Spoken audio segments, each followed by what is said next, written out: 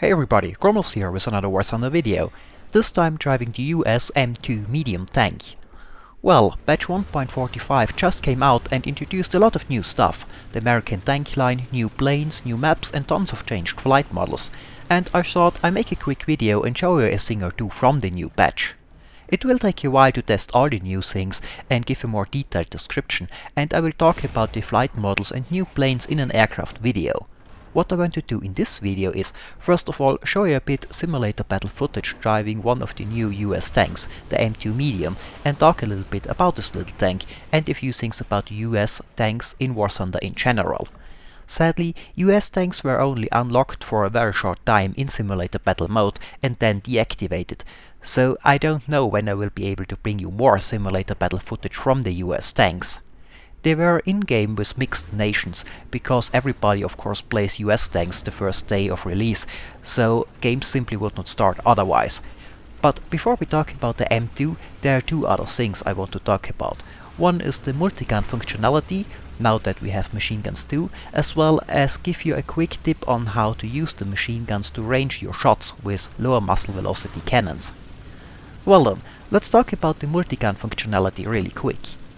Now, being able to fire multiple guns is not that new to War Thunder. The T-35 could already do that in the previous patch, but I have to admit, since I don't own the T-35, I have not looked too closely into it before.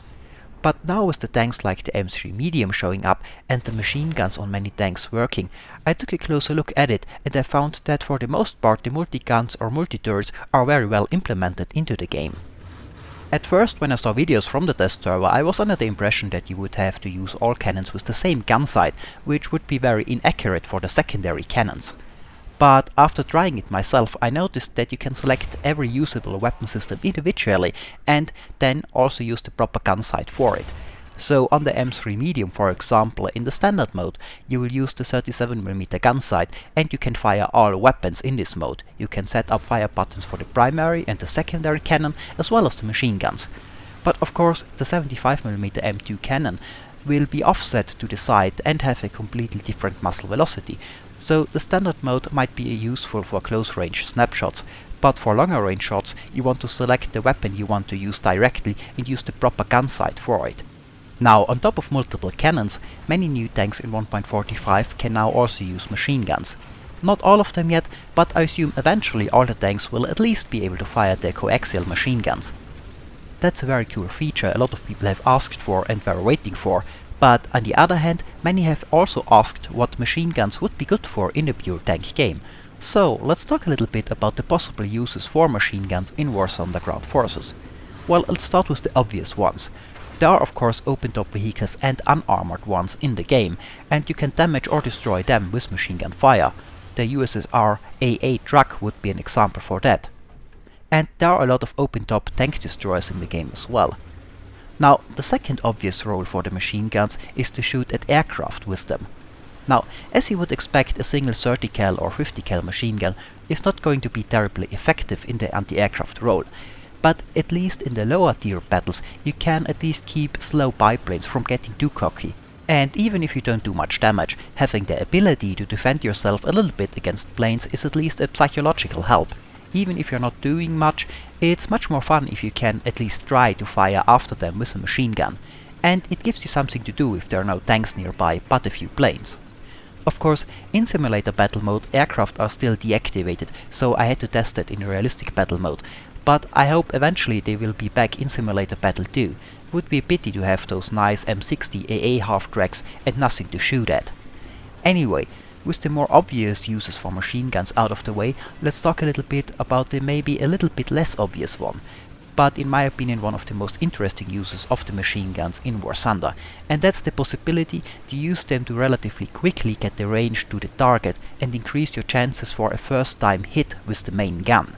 Of course, that's pretty pointless on those lower tier tanks. The 37mm cannons reload so fast you're better off just to bracket the target with the main gun. And those AT guns have a pretty good muzzle velocity as well, so they're easy to aim anyway. But it's more interesting for higher tier vehicles where the guns reload very slowly, especially if the guns have a very slow muzzle velocity. The new M4 with the 105mm howitzer comes to mind, or the ISU 152 would also be a great example for that. Now, most of the tanks where those would be most effective don't have machine guns yet, but I assume they will get them eventually. After all, the ISU already has a Tishka modeled on the roof.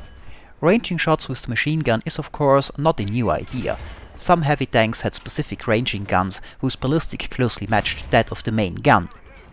We don't have that in-game, at least not yet, though we might get it on some tanks in the future. But even if the ballistics of the machine gun is very different from the main gun, you can still easily use it to get the range to the target. Now, I was planning on demonstrating that on the M3 Medium in Simulator Battle, but US tanks were turned off in SB before I got the chance to do that. So I have to improvise, and instead I show you the multi-turret system and ranging with machine gun really quickly in a test drive. Well then, let's take a look how the multiple guns work on the M3 Medium and how you can use the machine guns to range your shots for lower muzzle velocity cannons. Right now we are in the standard mode and I have all weapons selected. As you can see, as I move my mouse, my main weapon as well as the secondary weapon and the machine gun turret all move at the same time, and I also can fire them at the same time. They will however all use the same gun sight with the same ranging scale, which makes aiming the secondary weapon with any accuracy difficult. You can however select every weapon individually, and then you also get the proper gun sight for this cannon in the proper position with the correct ranging scale. Also useful, as mentioned, if you want to shoot for example a plane behind you with your machine gun, but you don't want the main turret to rotate back in case a tank appears in front of you, you can select the machine gun on its own and then fire it backwards while your main turret is still pointing forward. So you don't get surprised by a tank showing up in front of you with your turret facing the wrong direction because you wanted to shoot a plane behind you. Well, and I think by now it is also pretty clear how to use the machine guns to range for a howitzer, for example. I want to hit that Panther in the distance in the sponson where the ammo is located, and I want to hit him with the first cannon shot if possible. So I select the machine guns, and thanks to its rapid rate of fire I can just walk the tracers up till they hit where I want them. The Panther is pretty far away, so let's start with say 600 meters and fire a burst and then see where the shots land. Now the shots land way short. Okay, let's just walk the tracers up till they hit where we want them to. The MG is not too accurate at this distance, we have to fire a burst to get a feeling for where the center of the group is. There, the machine guns hit the sponson, and the range on the rangefinding scale is a little lower than 800 meters. So let's switch to the 75mm cannon and set it to that range, a little under 800 meters, so let's put the 800 meter mark a little under the sponson where we want to hit. Fire, and there we go. Now the 75mm M2 cannon of the M3 is of course also a lower rank gun and fires fast enough that in a lot of situations you're probably not slower just bracketing the target with the cannon instead of using the machine gun. But again, this idea is more for higher caliber cannons with a very high reload and an even slower muzzle velocity. In that case I think this can be a very useful tool. Now, the 30 caliber machine guns are of course not very accurate and have a limited range, so you won't be able to do that with those 30 cals on a very long distance. But other tanks get 50 cals too, which have a better range and accuracy. The M4A1 Sherman, for example, has a working 50 cal, and the ISU 152 and 122 also have 12.7 Tishkas already modeled, even though they are not functioning yet. Well, that's what I wanted to show you on the M3. Let's take a look at another simulator battle in the M2 and a quick overview of this tank. Now, the M2 Medium entered production in 1939, and even back then it was simply an outdated design. The tank has a typical high silhouette for most US World War II era tanks, and as with the Sherman, the reason for this is the radial engine and the drive shaft having to go through the tank at an angle. And the little M2 has more machine guns than any other World War tank I am aware of. Not all of them work in War Thunder yet, but still, in-game the tank has 4 machine guns, the 4 sponson-mounted ones, 2 in the front and 2 in the back, and you can control all of them individually if you want by pressing the select machine gun key multiple times. But in reality the tank had a lot more machine guns. The M2 in the form we have in-game right now had in reality 9 machine guns, 2 on the outside mounted on the turret and 7 internally. The 4 sponson guns, 1 coaxial machine guns, and if that were not enough, two fixed forward-firing machine guns in the bow, which are fired by the driver, like on a fighter plane. Now those fixed forward-firing machine guns are a trademark of early World War II US tank designs, and all of them, from the M2 Light to the M3 Medium, had them. Even the prototype of the M4 Sherman still had them, though they were removed on the production version of the Sherman after Ordnance figured out that fixed machine guns on a tank are really about as useless as you would expect them to be, and they also created unnecessary weak spots in the frontal armor of the tank. Anyway, this obsession with machine guns is of course one of the main downfalls of the M2 Medium design. All of those extra guns need extra crew to use, so the M2 is crewed by 6 men, which makes the tank a lot bigger than it would have to be, and very cramped inside, and despite having 6 people in the tank, the turret houses only 1 man. So overall the M2 was an outdated design. Despite that though, I think it is not going to do bad in War Thunder. After all, in War Thunder the tank will face other tanks from 1939 as well, and even though the design was outdated, the armament and armor as well as mobility of the tank are not that bad compared to other European tanks that were produced in this time frame. The M2 has about 28mm of frontal armor, which is sloped, and 25mm side armor. That's roughly similar in frontal armor to the Panzer II and early Panzer IVs, but better in side armor than those two, and the early Panzer III is comparable in armor protection to that as well, and it's overall better than the 30AT's armor protection. And as far as firepower goes, the M2's M5 37mm cannon is not that bad either.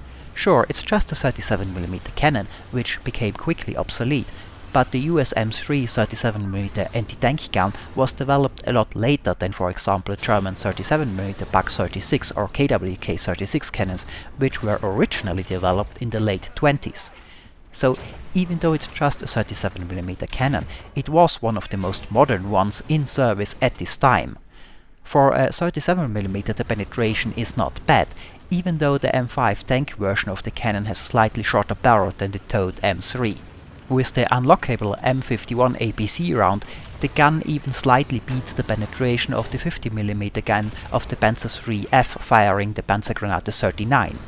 As a downside though, the M2 does not get an APCR round of course, but the APC rounds can penetrate most German vehicles at rank 1, and the APC will do more damage than APCR. So as far as armor and firepower goes, the M2 looks pretty good compared to its competition in War Thunder. And the fact that the turret is only for 1 man is not a big of a deal in War Thunder as it was in real life. The tank is also pretty fast thanks to its powerful radial engine, but a little hard to steer at speed. Well then, that's a little overview of the M2 medium tank. I hope I can bring you more in-depth videos about higher rank US tanks in simulator battle mode soon as well, but I don't know yet when the US tanks will be unlocked for simulator battles again. Well, and this is it for this video. As always, I hope it was entertaining, thanks for watching, and maybe I'll see you next time.